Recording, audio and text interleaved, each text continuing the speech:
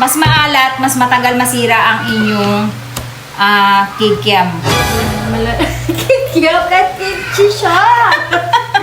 For today's video, dahil may oras pa tayo at gusto matuto ni Ate Angge at nila Jeppe gumawa ng kimchi. So, ang gagawin natin guys, gagawa tayo ng ating kimchi. Siyempre, kailangan na ay meron tayo nito. Actually, ang gagawin natin ngayon ay yung kimchi sauce.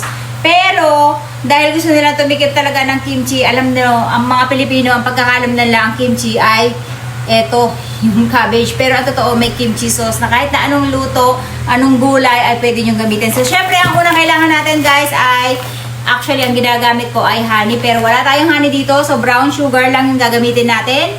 And then, mga kailangan tayo, guys, ng mga bawang at sibuyas. So, konti lang yung gagawin natin para hindi siya masira. Ewan ko kung masisira to dahil pag nagustuhan nila to, ubos agad to. And then, mga kailangan tayo, guys, ng ginger. Dagdag ng aroma, papatagal ng lansa. Tapos, ito, maglalagay tayo ng apple. Since wala tayong apple juice or yung ginagamit natin na may plum juice, ito na lang yung gagamitin natin, apple. So, lahat to gagamitin natin. Or, nag-isip lola nyo na magtira tayo ng isa.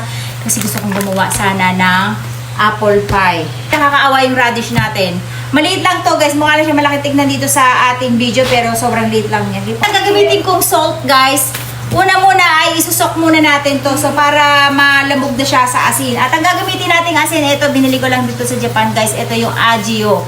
May lasa na siya na asin. May Ajinomoto na siya. Kaya magiging masarap na yung inyong titimplahin na mga lutuin pag ginagamit yung asin. So, ang unang gagawin natin, guys, ay ikakat lang natin to into small pieces na para mas mabilis silang malamog. Kasi yung mga Korean, di ba, buo nilang ginagamit. So, tayo, small pieces na para mas mabilis silang malamog. Hahatiin lang natin siya sa maliliit. Ayan, buti fresh pa. 3 days na namin itong binili. Ngayon ko lang napagbigyan si Angge na gumawa na kasi favorite niya daw ang kimchi. So sila, hindi pa talaga sila nakakatikim ng masarap na kimchi. Actually ako before guys, hindi ko favorite ang kimchi. Pero nung ako na ang gumagawa, naging favorite ko na siya. Even yung mga anak ko guys, kasi malakas talaga mamapak ng kimchi. Araw-araw bumibili ka sa supermarket. Napakamahal, no? Ang ginagawa ko, nilalagay ko na siya sa mga plastic. Binubukod-bukod ko na siya. Siksikin chili powder. Lalagyan natin siya ng asin. Itong asin na to, super favorite ko to sa panggawa ng onigiri, guys. Kasi ang sarap nito. May lasa na siya. Pero pwedeng asin lang ang lagay mo, tapos maglagay ka lang ng Ajinomoto. Wala kang gagawin, guys, kundi i-mix nyo lang siya. Naglinis naman ako ng kamay, kaya okay lang yan at wala na akong kuko. Habang gagawin natin, kailangan lagi nyo uunahin yung gulay nyo bago yung inyong sauce. So, ayan, medyo lalamutakin nyo siya. After 1 hour, pwede na to. Kasi ako gusto ko malutong-lutong pa siya, guys. Sa totoo lang, pag gumagawa ko ng kimchi, ayoko ng lamog na lamog. Kaya medyo hilaw-hilaw pa talaga siya. Konting katas lang, okay na sa akin. Ayan. So, takpan lang natin, set aside natin. And then, ang next natin gagawin, guys, ay gagamit tayo ng blender. Hoping gumagana siya na maayos. Matino ba itong blender nyo, ge? So, magbabalat lang tayo ng maraming sibuyas, guys. Mas maraming sibuyas, mas maraming labanos, mas maraming bawang. Sobrang sarap, guys. So, ito lang yung gagamitin natin, luya. Actually, malaki ito eh. Gawin natin, ilalagay lang natin lahat tong ating mga sibuyas, luya, at yung ating bawang. Ayan. Tapos may assistant tayo dito, no? Na nagbabalat ng ating mansanas. And then babalatan na din natin tong ating labanos, mustasa, sibuyas, kamatis, bawang at luya sa paligid-ligid na pabukanan ng kimchi. Mas maraming labanos, guys, mas masarap ang kalalabasan talaga ng ng kimchi nyo. Kaya lang, ang liliit ng labanos na nabili natin.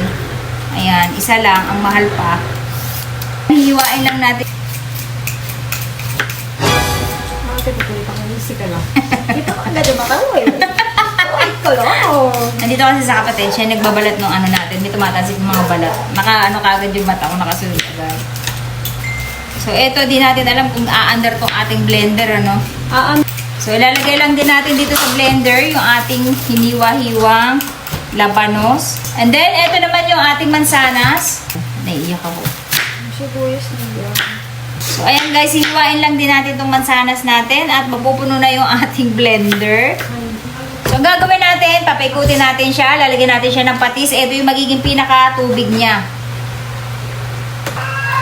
Mas maalat, mas matagal masira ang inyong kikiam. Ayan, kikiam ka kimchi siya. May kimchi talaga yung ginagawa mo. Ayun yung kimchi. So, titingnan natin kung may kuryente. Malakas, hindi ba yan? Hindi yan. Ayan. Ano dito?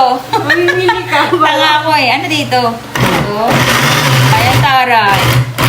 Ito ako pinaniya. Ah! Maapaw. Oh, butas siya. Hindi nakasara maigi.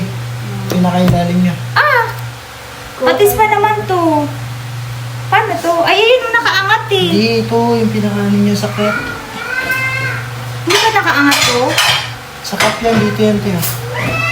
Oo. Nilinis siguro yan dito. Nakahanap tayo ng blender na iba guys. Kinuha natin yung rubber. Ayan. Ay talaga ni Lord. Ginagawa tayo ng paraan.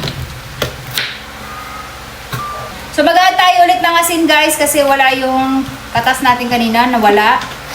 Ayan. Tapos, Parang alat mo. Hindi. kakatas pa yan. Tsaka yung gulay pa.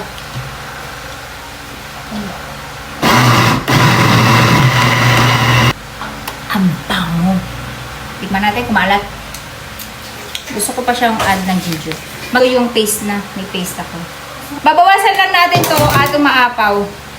Bakit nilagay ko tong buya agad? I'm so excited naman.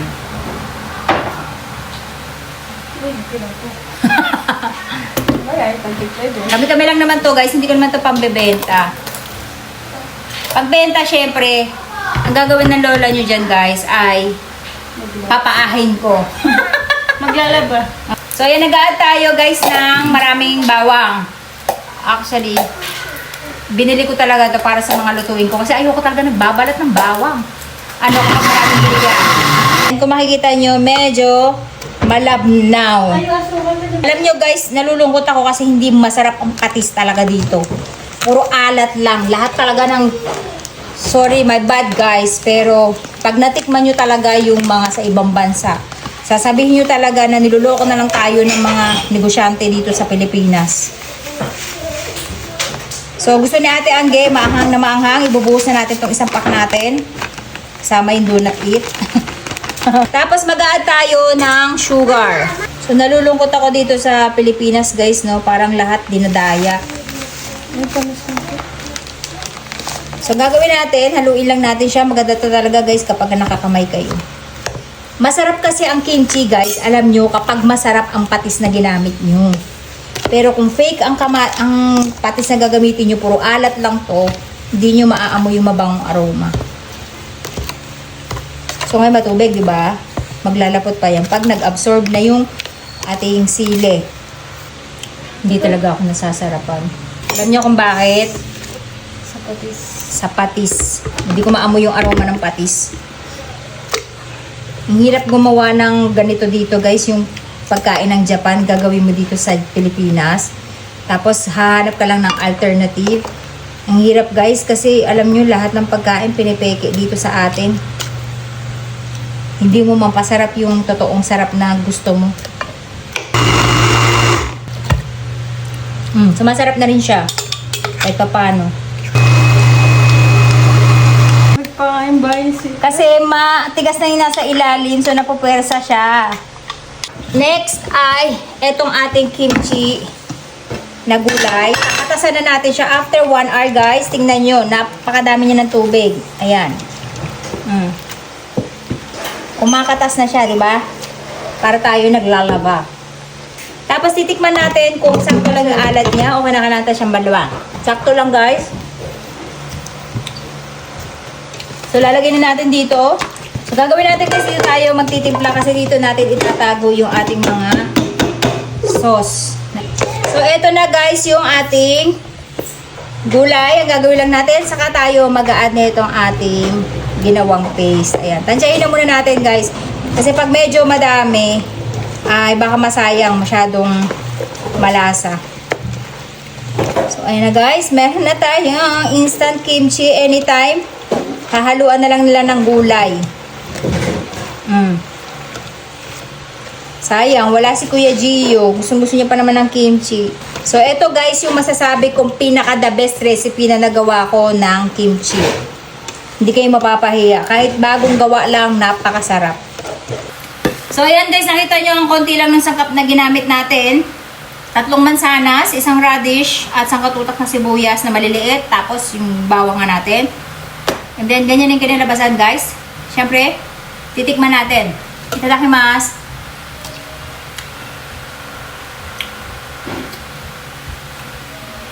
Although kulang sa aroma ng patis talaga. Kasi ang number 1 nagpapasarap dito guys, yung patis. Lalagay natin siya sa lalagyan. And then ito, lalagay natin sa bowl. So ito guys, lalagay natin dito para anytime na gusto natin gumawa ng kimchi, kukuha na lang dito. Wala tayong nalagyan ng saktong-sakto lang eh. Titikman natin siya, yung sauce natin with mango. Dagdagan mo Ayan. yung sauce. Tikman natin. Para rin sa bagong alamang.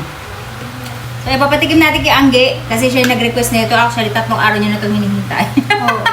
Umabot na talaga ng pang isang linggo. Oo, isa-isang linggo tayo. Sarap na sila. Pero ako hindi pa. Kasi yung patis na aroma wala. So, ayan guys. Mamaya natin siya ipapataste test sa ating mga kasamahan. Pero nakagawa na tayo. At mas masarap to kapag natulog siya at least 1 day. So, ayan guys, yung ginawa natin kimchi kanina na tawag dito, pipino. Cucumber. And then this one ay yung ating Chinese cabbage. So, nandito yung bisita natin si Cap. So, ipapataste test natin kung ano ang masasabi nila about dun sa ating kimchi. Honest review lang ha, ayoko ng... Hindi, titikman ko na din yung yung mga kimchi na gawa dito. Una na si ano? Napaka-authentic, ate. Dalaga, totoo. Sarap. Hindi ka gutom. Hindi. Okay. Kasi, may stock ako sa bahay. Gawa yun. Nabili ko lang sa Korean, Hindi siya ganito. Pero Ah, ganito talaga? yung masarap na idea. Diba? Sarap! Hindi tinipid dyan. Wala pa kaming kanin. Siyempre sa ulam, atin ah. sweet to, siyempre. Hindi pa Sa masarap. chopstick Kaya ako. lang hindi pa masarap ang patis talaga dito. Patis din kasi nagpapasarap dyan. Pag original yung patis. Sarap. Sarap Parang ito ka. pa lang, sarap-sarap na. 10 out of 10. 10 out of 10. 11. Hindi. Sarap! Ito, kasi ito yung lagi sa Pinas. Oo. Ngayon ako nakatikim ng... Cucumber. Wala pa yan. May Hindi, radish nagawa pa. din. At ang ginagawa ko, nag-slice lang talaga ako ng cucumber. Hinuhulog ko na siya doon sa kimchi. Even radish, lettuce, kahit ano pwede mong Napaka-healthy. kimchi. Ang sarap. Sarap. Basta may sauce ka lang na gagawin. Any yasay. Any vegetable, Napakawala niya kasi any... napaka-pink. O Di depende sa gumagawa. Depende. ba naalala Kasi mo? ikaw yung lasa ng kimchi talaga sa Japan. Kilala. Hindi lahat. Lagi Kaya lang talaga kung ako ano yung nabili. masarap sa panlasa Masarap. ko. Pwede yung business ulit. Ang sarap. Ilan? Score? 11 nga, te. Oh, 11. Sarap na nga, eh. Perfect. Oh. Perfect ate. Kasi Talaga. yung nga, nakakatikim ako ng ibang version. Di ba? Sobrang asim. Di ba Yung nabili anghang, ano ako? yung anghang? Nabili ako, iba yung anghang na. Oo nga. Ang sarap. Ay, mahilig kayo sa maanghang. Ah, good job. Kasi kung iba, sobrang Maanghang anghang din sila. po yan. Naanghangan sila. Ayan, tapos may dala si Honey Bunny Maloves ng hipon. Actually, pwede ito lagyan yung oil. Sesame oil naman siya if gusto nyo lang. Ayan guys, meron tayong hipon.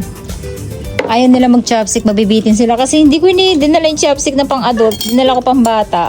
Ako mag-chop. Kukuha na kami sila. Ayan. Go ahead, kain lang. Masarap yan sa kimchi kasi.